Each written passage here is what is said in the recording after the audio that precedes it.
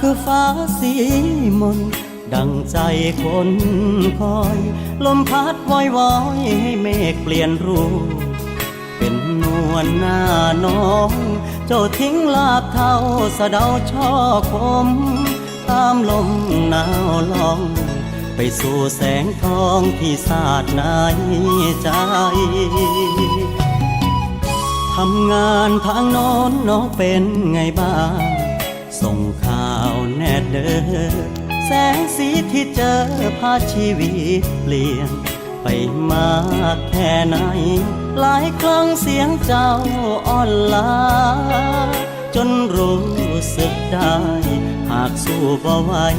บ้านเฮายังรอ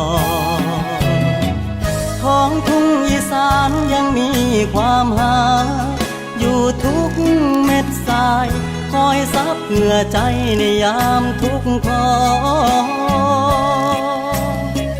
อ้อมแขนบ้านไร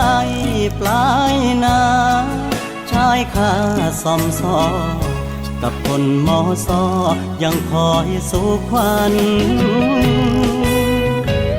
อ้ายยังตั้งตาคอยน้องคืนบ้านเคียงคนอยู่หลัง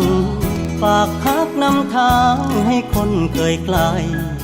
อย่าไล่ลืมกัน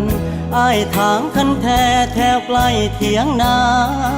คอยคนพลัดบ้านมานั่งนำกันพร้อมลมยามแล